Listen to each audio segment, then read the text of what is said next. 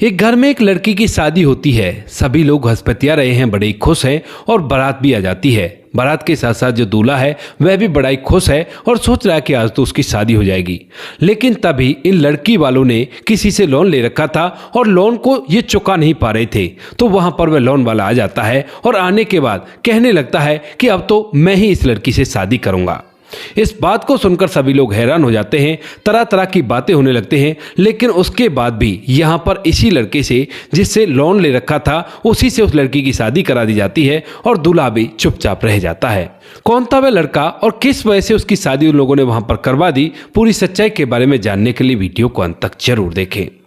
उत्तर प्रदेश के सुल्तानपुर डिस्ट्रिक्ट के एक गांव के अंदर एक परिवार रहा करता है। परिवार के अंदर माता पिता हैं और 3 उनके बच्चे हैं। सबसे बड़ी बेटी का नाम अंजू होता है और यहाँ पर जो पिता होता है उसका नाम होता है शंकर। अब जो शंकर होता है जब परिवार की जिम्मेवारी को देखता है तो सोचने लगता है कि बच्चे हैं, इनकी शादी भी होनी है, शादी ब्याह के लिए भी पैसा चाहिए और साथ में घर के खर्च को चलाने के लिए भी अच्छा खासा पैसा चाहिए, क्योंकि अब तक वो ऐसे ही अपना समय व्यतीत कर रहा था। इधर उधर छोटा मोटा काम कर लिया, कुछ पुश्तैनी जमीन थी उससे काम कर लिया। तो वह सोचने लगता है कि क्यों ना कोई ऐसा काम किया जाए जिससे रोज की आमदनी बन जाए। ऐसा सोचकर यहाँ पर जो परिवार का मुखिया होता है वह अब एक चाकी लगाने की सोचता है कि एक चाकी लगा लेता हूँ, उस पर अनाज को पीसकर अपना गुजारा कर लूंगा और कुछ एक्स्ट्रा पैसे कम जाएंगे तो अच्छी तरह से परिवार का भरण पोषण हो जाएगा।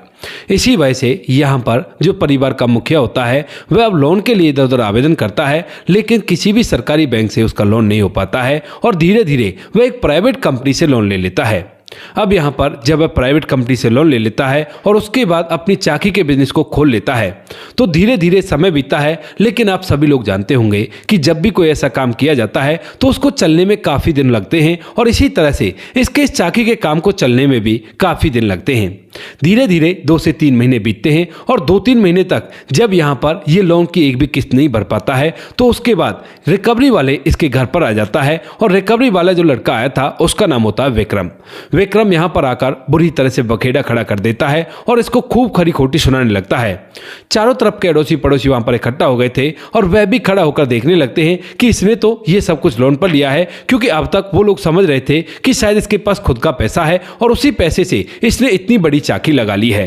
तकरीबन 2-2.5 लाख रुपए उस चाकी में कम से कम लगे होंगे और लोन के पैसों से जब ये काम कर लेता है और लोगों को पता चल जाता है तो लोग इस बारे में बातें बनाने लगते हैं। इधर यहाँ पर घर वालों को भी पता चलता है कि चाकी पर ऐसे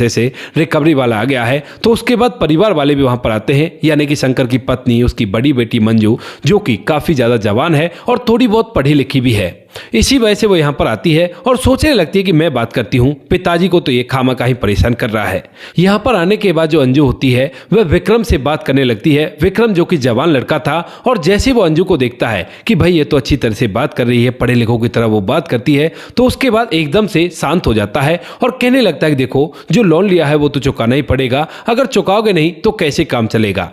तभी यहाँ पर जो अंजू होती है वो कहने लगती है कि देखो, फिलहाल काम नहीं चल रहा है, जब काम चल जाएगा तो हम आपका लोन बिल्कुल से चुका देंगे और कोई भी दिक्कत नहीं है, लेकिन आप प्लीज ऐसा मत करो, क्योंकि चारों तरफ लोग देख रहे हैं और ये लोग तरह तरह की बातें बनाएंगे और गांव में हमारी जो थोड़ी बहुत इज्जत है वो भी नीलाम हो रही है। अब इस बात को सुनकर यहाँ पर जो विक्रम होता है वह अंजू की तरफ देखते ही बहुत कुछ सोचने लगा था और वह उसकी इस बात को मान लेता है। कहता है कि कोई बात नहीं, ठीक है, ये बताओ कि कब तक दे दोगे पैसे। तो यहाँ पर जो अंजू होती है वो कहती है कि ठीक है, आप ऐसा करना, 1 महीने बाद आ जाना और 1 महीने बाद कुछ ना कुछ पैसे तो हम इसके चुका ही देंगे। इस बात को सुनकर यहाँ पर जो विक्रम होता है फिलहाल तो यहाँ से चला जाता है, लेकिन उसकी आंखों के सामने बार बार अंजू का चेहरा ही घूमता रहता है और वह मन ही मन अंजू के बारे में विचार किया करता है। इसी वजह से धीरे धीरे 1-2 दिन बीतते हैं, लेकिन जब उससे नहीं रहा जाता तो उसके बाद एक दिन फिर से वो वहां पर आ जाता है उनके घर पर। लेकिन आज उसने कोई बखेड़ा खड़ा नहीं किया था और जैसे ही अंजू के घर वाले विक्रम को आता हुआ देखते हैं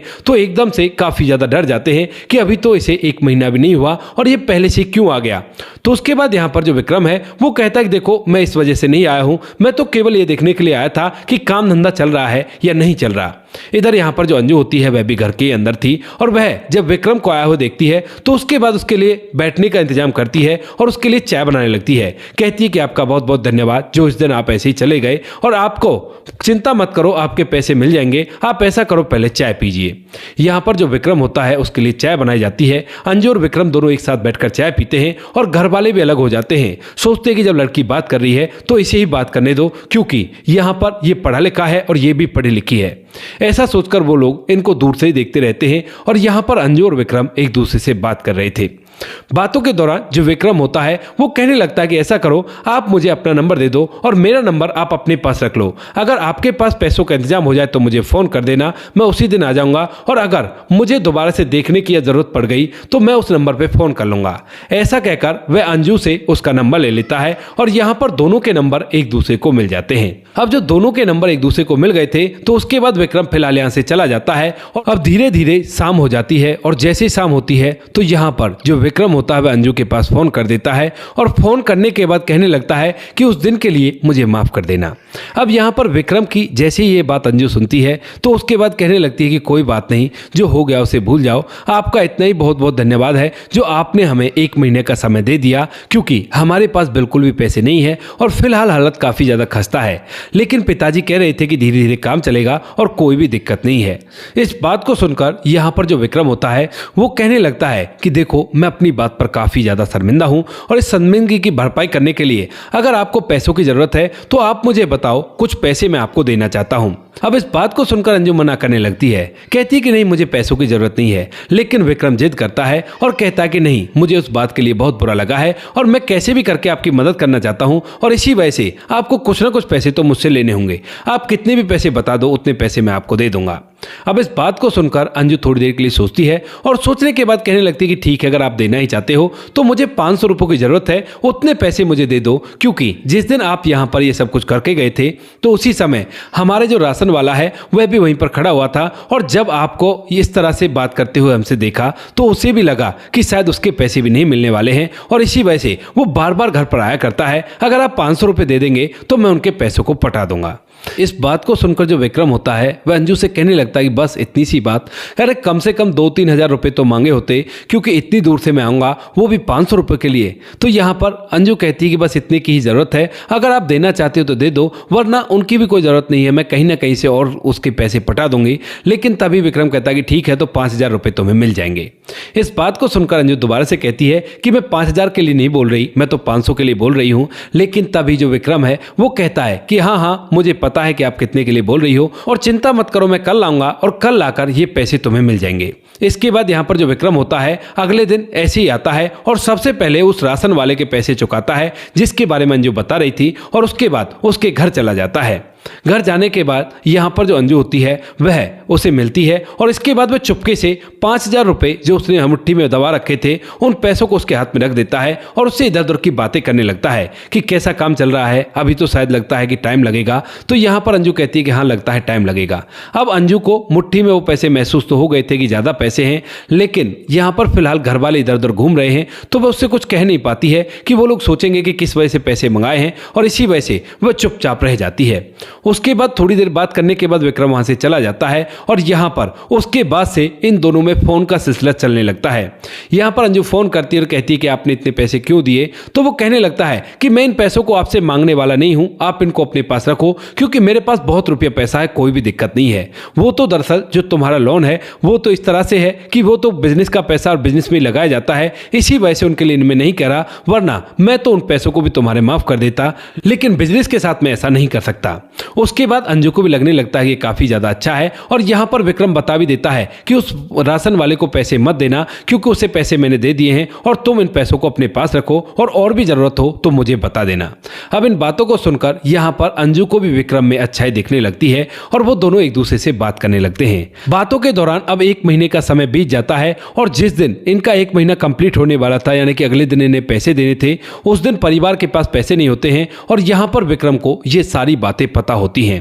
इसी वजह से जो विक्रम होता है वह अंजू के फोन पर फोन करता है और उसी समय वह फोन अंजू की माँ के पास रखा हुआ था और जैसे ही अंजू की माँ देखती है कि यहाँ पर अंजू के फोन पर उसी का फोन आ रहा है जिसके पैसे हैं, तो उसी वजह से वह फोन को उठाकर अंजू की तरफ कर देती है और कहती है कि बेटी कुछ दिनों की मोहलत और मांग ले।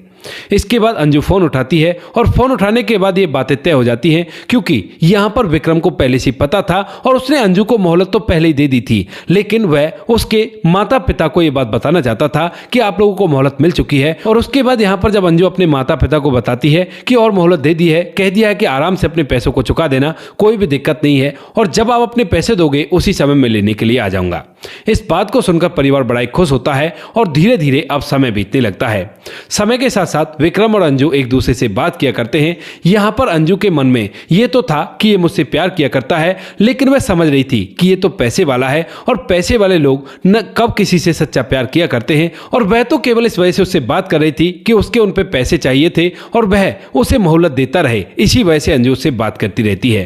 धीरे धीरे समय बीतता है और समय के साथ साथ यहाँ पर जब इनके पास पैसे हो जाते हैं, यानी कि इनकी दुकान भी अच्छी तरह से चलने लगती है चाकी वाली, तो उसके बाद भी जो अंजू के पिता हैं वो पैसे देने के लिए नाम नहीं लेते हैं। सोचते हैं कि जब वो मांगने के लिए नहीं आ रहा तो क्या दें उसे पैसे। उन्हें कहाँ पता था कि उनकी बेटी लगातार बात किया करती है और इसी वजह से वो पैसे मांगने के लिए नहीं आ रहा है। धीरे धीरे कुछ समय बीता है और कुछ समय बाद अंजू के पिता के पास जब कुछ पैसे इकट्ठा हो जाते हैं तो वह सोचने लगता है कि उसके पैसे तो मैं बाद में दे दूंगा, क्यों ना अपनी बेटी की शादी करा लेता हूं।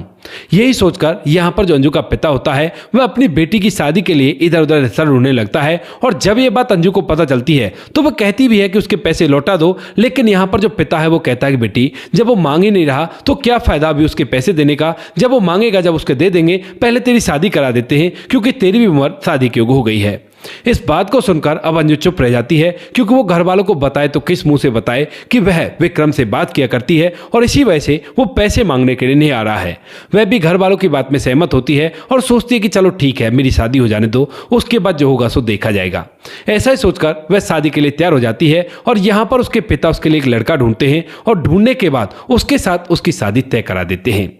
अब शादी तय हो गई थी और दोनों परिवारों में शादी की तैयारियां जोर शोर से होने लगती हैं। इधर यहाँ पर जो विक्रम होता है वह एक दिन फोन करता है उसके पास और कहता है कि अंजू देखो, मैं कहीं बाहर जा रहा हूँ और शायद हो सकता है कुछ दिन मेरी तुमसे बात ना हो सके, तो तुम बिल्कुल भी परेशान मत होना, क्योंकि यहाँ पर अब तक इन दोनों ने एक दूसरे से प्यार का इजहार कर तो दिया है, लेकिन अंजू की तरफ से केवल ऐसा ही प्यार का इजहार है कि उसे केवल अपना मतलब निकालना है। यहाँ पर वह समझा तो करती है, उसे अच्छा भी लगा करता है विक्रम, क्योंकि उसकी अच्छाई काफी ज्यादा थी और इतने दिनों से उसने उसके ऊपर पैसों को छोड़ रखा है, तो इसी वजह से अच्छा तो लगा करता है, लेकिन वो मन में ये बात सोच लेती है कि पैसे वाले लोग हैं और इनसे क्या प्यार करना क्या वो न करना, केवल बात इस वजह से करती हूँ, इसके पैसे हम पर। और इसी वजह से जब यहाँ पर विक्रम कहता है कि मैं बात नहीं कर पाऊंगा कुछ दिनों के लिए, मैं कहीं जा रहा हूँ, तो उसके बाद यहाँ पर जो अंजू होती है वो कहने लगती है कि कहाँ जा रहे हो तुम, मैं तुमसे बात करे बिना नहीं रह सकती और मुझे तुम्हारी बहुत याद आएगी। यहाँ पर जो विक्रम होता है वो कहता है कि कुछ ही दिनों की बात है और कुछ दिनों बाद मैं वापस लौटाऊंगा।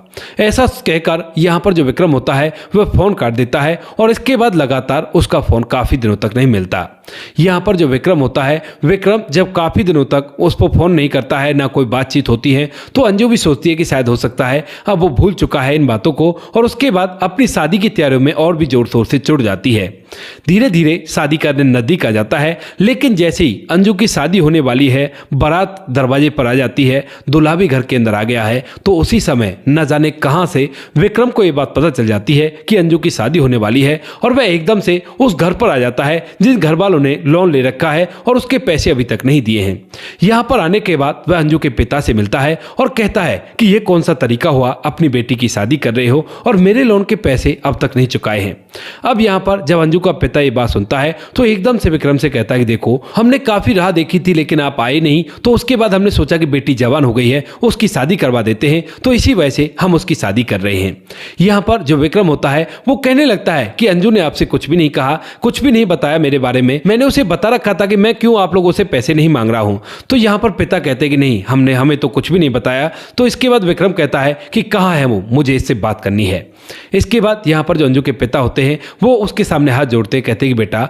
कुछ भी ऐसा वैसा मत करना। लेकिन तभी जो विक्रम होता है वो कहता है कि मैं ऐसा वैसा नहीं करने वाला, मुझे बस 2-4 बातें उससे करनी है एकांत में और उसके अलावा कुछ नहीं करना। इस बात को सुनकर यहाँ पर जो अंजू का पिता होता है वह विक्रम को अंजू के पास ले जाता है और वहां पर उसे उसके पास छोड़ देता है। यहाँ पर जो विक्रम होता है वह कहने लगता है कि अंजू ये तुम क्या कर रही हो, तुम शादी उससे कर रही हो जबकि हम दोनों तो एक दूसरे से प्यार किया करते हैं। अब यहाँ पर अंजू जब विक्रम को देखती है तो वह पूरी तरह से हैरान हो जाती है और इसके बाद उसे सफाई देने लगती है। कहती है कि मैं क्या करूं, मुझे तो लग रहा था कि तुम पैसे वाले हो और मैं तो इस वजह से तुमसे बात किया करती थी, लेकिन इस तरह से घर वालों ने कह दिया तो उसके बाद मैंने सोचा कि शादी कर लेती हूं। और फिर काफी दिनों से तुम्हारा ना कोई फोन आ रहा था ना ही कोई तुमसे बात की थी। मैं सोच रही थी कि शायद आपको पता चल गया है और इसी वजह से अब आप फोन वगैरह नहीं कर रहे हैं। इस बात को सुनकर यहाँ पर जो विक्रम है वो कहने लगता है कि तुम्हें पता है कि मैं कहाँ चला गया था। तो अंजू कहती है कि नहीं मुझे नहीं पता, बताओ कहाँ चले गए थे तुम। तो उसके बाद यहाँ पर जो विक्रम है वो पूरी हकीकत अंजू के सामने उड़ेल कर रख देता है और अंजू भी जब इस हकीकत को सुनती है तो एकदम से उसकी आंखें छलकने लगती हैं और वह फूट फूट कर रोने लगती है।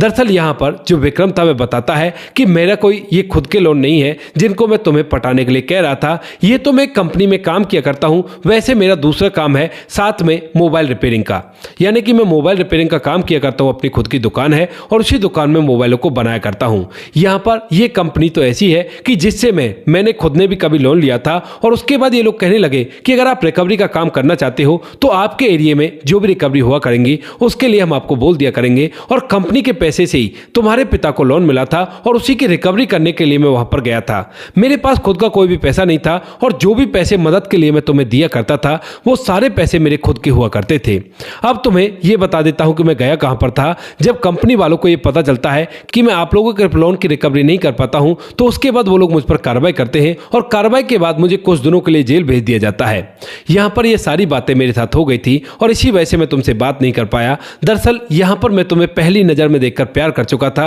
और उसी वजह से मैंने ये सब कुछ किया, लेकिन अब तुम किसी और से शादी कर रही हो, ये बिल्कुल भी ठीक नहीं है। यहां पर अब अंजू भी फूट फूट कर रोने लगती है और कहने लगती है कि विक्रम अब मैं क्या करूं, मैं तो लड़की ठहरी और घर वाले जहां पर मेरी शादी कर रहे हैं वहां पर मुझे करनी होगी, अब तुम्हें जो कुछ भी करना है वो कर लो। इसके बाद यहां पर जो विक्रम होता है वह एकदम से बाहर जाता है और अंजू के पिता से कहने लगता है कि मुझे आपकी बेटी से शादी करनी है। इस बात को सुनकर वह भी हैरान हो जाता है, लेकिन जब यह बात धीरे धीरे सभी लोगों में फैल जाती है तो लोग इस बात को देखकर गुस्सा हो जाते हैं और यहां पर विक्रम पर पिटाई लगाने वाले होते हैं। लेकिन तभी जब विक्रम को चारों तरफ से घेर लिया जाता है और सभी लोग उस पर गुस्सा हो रहे थे तो उसी दौरान अंजू बाहर आती है और बाहर आने के बाद अपनी और विक्रम की पूरी वो बातें बता देती है जो कुछ भी अब तक उन लोगों ने चुपचाप रख रखा था। ना तो माता पिता को पता था ना ही किसी और को पता था। वह सारी बातें जब सभी लोगों के सामने आती हैं तो यहां पर विक्रम की हालत को देखकर और अंजू की हालत को देखकर सभी लोगों को तरस आने लगता है और उसके बाद जो दूल्हा होता है जिससे अंजू की शादी होने वाली थी वह भी इस रिश्ते के लिए तैयार हो जाता है और कहता है कि कोई बात नहीं, इसी लड़की से इसकी शादी कर दो और मुझे इससे कोई भी शादी नहीं करनी। यहां पर अंजू और विक्रम की शादी हो जाती है और शादी होने के बाद वो लोग आज अपना खुशी हंसी जीवन व्यतीत कर रहे हैं, कोई भी कैसी भी दिक्कत नहीं है। तो दोस्तों ये थी आज की कहानी, आपको जैसी भी लगी हो कमेंट सेक्शन में बता देना। वीडियो अगर अच्छी लगी तो वीडियो को लाइक और चैनल को सब्सक्राइब जरूर करें ताकि हमें थोड़ा सा हौसला मिल सके आप लोगों के लिए ऐसी अच्छी वीडियो बनाने के लिए। इन कहानियों को सुनाने का उद्देश्य किसी को परेशान करना बिल्कुल भी नहीं है। ये कहानी आपको इसलिए सुनाई जाती है ताकि आप लोग इन कहानियों में से कुछ ना कुछ सीख सको और अपने जीवन में उस चीज़ को अप्लाई कर सको। मिलते हैं किसी नेक्स्ट वीडियो नए टॉपिक के साथ, तब तक के लिए जय हिंद, जय भारत, जय हिंदुस्तान।